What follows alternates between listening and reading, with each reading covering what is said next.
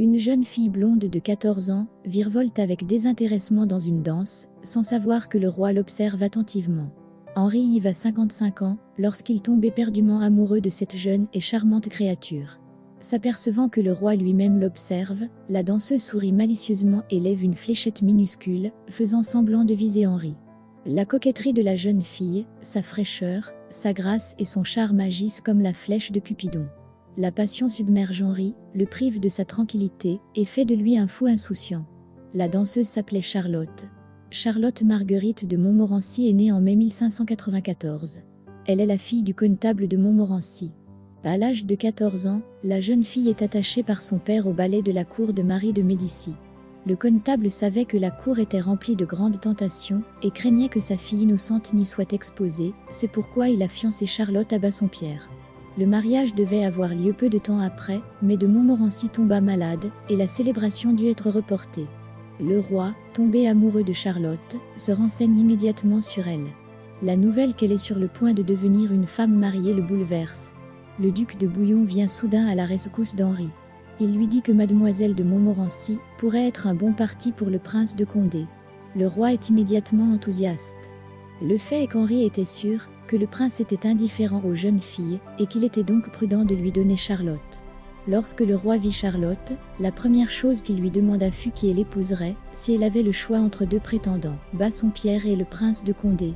Charlotte est confuse et répond « Sire, j'épouserai celui que mon père me dira d'épouser ». Henri, qui ne s'attendait pas à une telle réponse, comprit que la question devait être réglée par une autre méthode. Il fait venir Bassompierre et lui avoue franchement que Charlotte lui est très chère et lui propose de refuser de l'épouser. Le courtisan, ne voulant pas gâcher les relations avec Henri, accepte. Dans les jours qui suivent, le roi organise le mariage de Charlotte avec le prince de Condé. Le mariage est célébré le 17 mai 1609 à Chantilly. Le roi assiste à la cérémonie et se montre très généreux. Il accorde au jeune couple une pension de 100,000 livres et avant cela, il donne à Charlotte 6,000 livres pour sa robe de mariée et 18,000 livres pour des bijoux.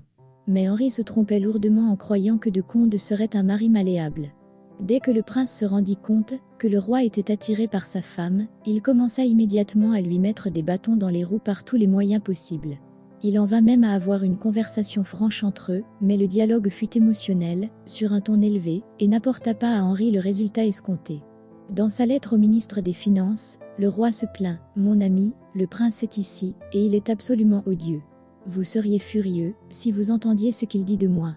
Je finirais par perdre patience. » Henri, furieux, exige que la pension du prince soit supprimée, et celui-ci commence à son tour à réfléchir aux moyens de quitter le pays.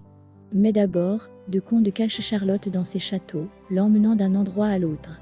Lorsque le jeu de cache-cache l'ennuie, le prince part secrètement, avec sa femme à Bruxelles. Cet incident fut un coup dur pour Henri. Il souffrait beaucoup pour Charlotte, voulait la voir, et se sentait amoureux pour la première fois, mais leur relation était vouée à l'échec.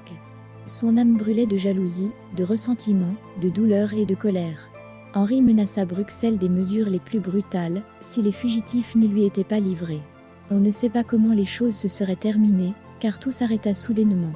En mai 1610, Henri y est assassiné. Ayant appris la mort du roi, Charlotte et son mari rentrent en France. La favorite ratée d'Henri donne naissance à 3 enfants. Son mariage n'aboutit pas, et elle et son mari décident de vivre séparément.